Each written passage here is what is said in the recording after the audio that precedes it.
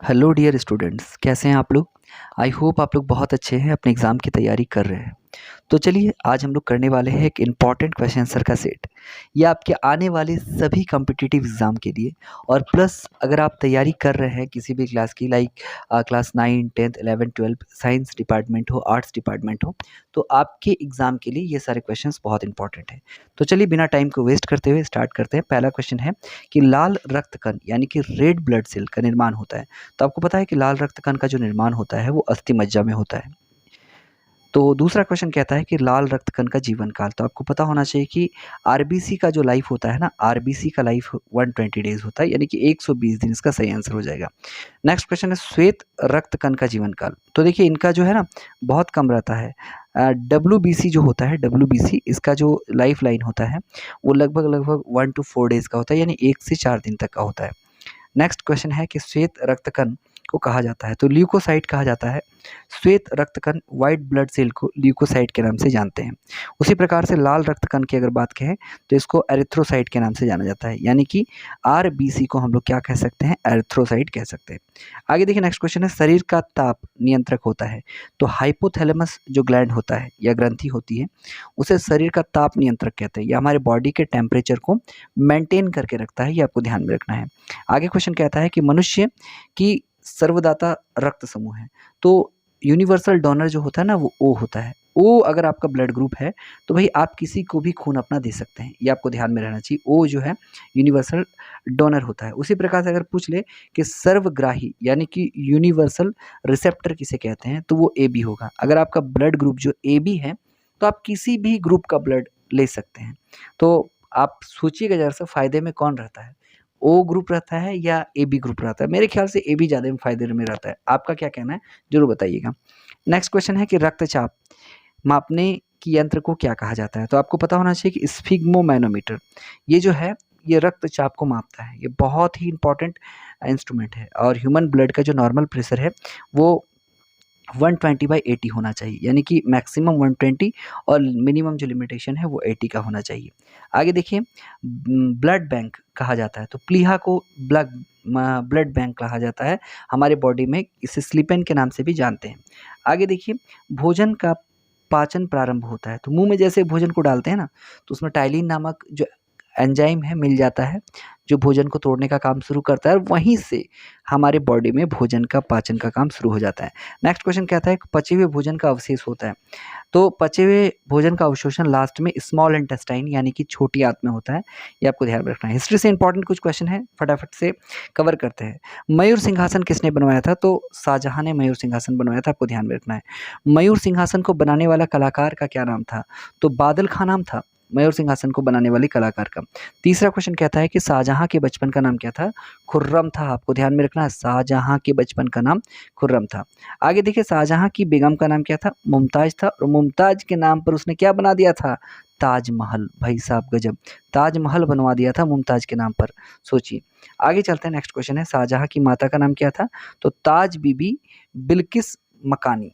पूरा नाम देखिए, जैसे लग रहा है पूरा खानदान का नाम है, पर ये एक ही औरत का नाम है, आपको ध्यान में रखना है। नाम है ताज बीबी बिल्किस मकानी, आपको ध्यान में रहना चाहिए। आगे देखिए छठा क्वेश्चन कहता है कि मुमताज महल के नाम से मशहूर होने से पहले शाहजहां की बेगम को किस नाम से पुकारा जाता था। तो अर्जुमंद बानो बेगम के नाम से जाना जाता था। अर्जुमंद बानो के नाम से जाना जाता था मुमताज को। जब ताजमहल बना तब जो है ये अर्जुमंद बानो मुमताज महल के नाम से बाद में फेमस हो गई थी। सातवां क्वेश्चन देखिएगा, इंपॉर्टेंट है। कहता है कि जहांगीर के सबसे छोटे बेटे सहर यार की शादी किसके साथ हुई थी। तो नूरजहां के पहले पति से उत्पन्न पुत्री के साथ हुई थी। नूरजहां के पहले पति से उत्पन्न जो पुत्री हुई थी उसी के साथ, माने घर घर में ही कर लिया, बाहर इन लोग को जाने की जरूरत नहीं पड़ी थी। चलिए आगे देखिए आठवां क्वेश्चन कहता है कि शाहजहां ने किसकी सहायता से राजगद्दी हासिल की।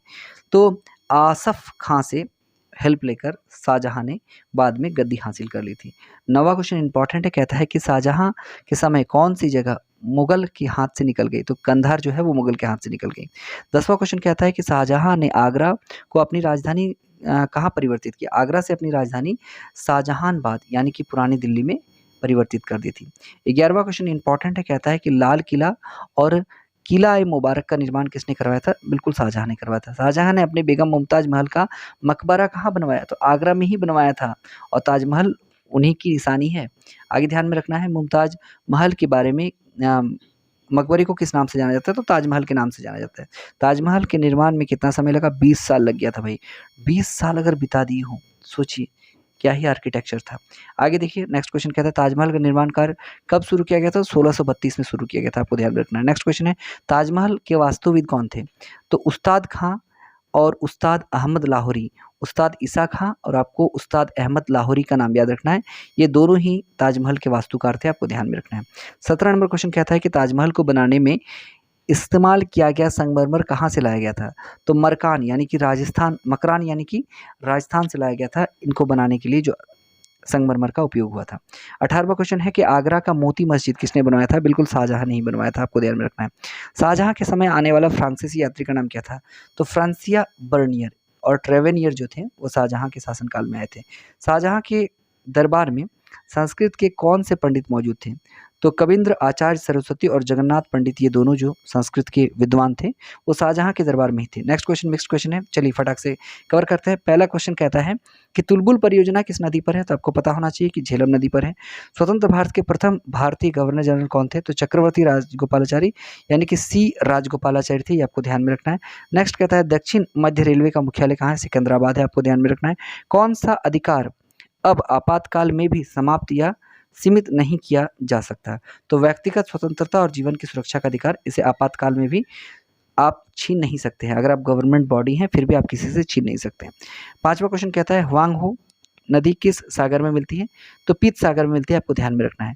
संविधान के किस अनुच्छेद द्वारा राष्ट्रपति को अध्यादेश जारी करने की शक्ति प्रदान की गई है? तो अनुच्छेद 123 में राष्ट्रपति को अध्यादेश जारी करने की शक्ति है। 7वां क्वेश्चन कहता है कि सरदार सरोवर परियोजना किस राज्य से संबंधित है? तो गुजरात से, नर्मदा नदी पर स्थित है और उसी के सामने सरदार वल्लभ भाई का पटेल का जो मूर्ति स्थित है, जिसे स्टैचू ऑफ यूनिटी के नाम से जानते हैं, और उसकी ऊंचाई कितनी है आप कमेंट सेक्शन में जरूर बताइएगा। नेक्स्ट क्वेश्चन कहता है संविधान सभा के स्थायी अध्यक्ष कौन थे? तो डॉक्टर सच्चिदानंद सिन्हा थे, आपको ध्यान में रखना है। नेक्स्ट कहता है कि बांदीपुर प्रोजेक्ट टाइगर रिजर्व किस राज्य में स्थित है? तो बांदीपुर कर्नाटक में, आपको ध्यान में रखना है। उच्चतम न्यायालय की पहली महिला न्यायाधीश कौन थी? तो फातिमा बीवी थी, आपको ध्यान में रखना है। चलिए फटाक से कुछ साइंस के क्वेश्चन है, इसके बाद हम लोग क्लास को एंड सेशन की ओर ले जाएंगे। क्वेश्चन है कि मानव में गुणसूत्रों की संख्या कितनी होती है? 23 जोड़ी। अगर संख्या पूछ लिया जाए तो 46 बोलिएगा और अगर जोड़ी पूछ लिया जाए तो 23 जोड़ी, आपको ध्यान में रखना है। आगे देखिए नेक्स्ट क्वेश्चन है कि मानव यानी कि मनुष्य में जीन्स की संख्या कितनी होती है? 97 होती है, 97 अरब के बराबर होती है। आगे देखिए शरीर में अमीनो अम्ल की संख्या कितनी होती है? 22 होती है। चेहरे में अस्थियों की संख्या 14 होती है। छोटी हाथ की लंबाई लगभग 22 फीट की होती है, आपको ध्यान में रखना है। आगे देखिए मानव हथेली में अस्थियों की संख्या कितनी होती है? 14। पंजे में अस्थियों की संख्या कितनी होती है? 5, ये आपको ध्यान में रखना है। आगे देखिए पानी, शरीर में पानी की मात्रा होती है 22 लीटर। हृदय की 2 धड़कनों के बीच का समय जो होता है वो 0.8 सेकंड का होता है, यानी कि 1 सेकंड से भी कम हृदय हमारा धड़कता है। आगे देखिए एक श्वास में खींची गई वायु होती है, लगभग हम लोग एक श्वास में 500 mm जो है वायु लगभग खींच लेते हैं। आगे देखिए ध्यान में कि रेफ्रिजरेटर में प्रशीतक में क्या होता है? तो फ्रियोन होता है, ये आपको ध्यान में रखना है। फ्रीजिंग के लिए फ्रियोन का यूज़ करते हैं। और आज का अंतिम सवाल है कि दूध से दही बनाने के लिए किस बैक्टीरिया का सहायता लिया जाता है? तो इस सवाल का जवाब आपको पता ही होगा कि लैक्टोबैसिलस इसका सही आंसर हो जाएगा। क्वेश्चन आंसर सेशन अगर पसंद आया है वीडियो को लाइक कीजिएगा। जो भी आपके फ्रेंड 9, 10, 11, 12 या फिर सीयूईटी एग्जाम की तैयारी कर रहे हैं उनको वीडियो शेयर करना जरूर भूलिएगा। सारी कोर्सेज अवेलेबल हो जाएंगे, एग्जाम चल रहा है, थोड़ा सा सब्र कीजिए। मेरा एग्जाम कंप्लीट होते ही सारी वीडियोस आपको अवेलेबल हो जाएंगे। मिलते हैं फिर नेक्स्ट वीडियो में, वेट कीजिएगा, 1 से 2 दिन में रेगुलर क्लासेस प्रोवाइड किया जाएगा। तब तक के लिए goodbye and thank you.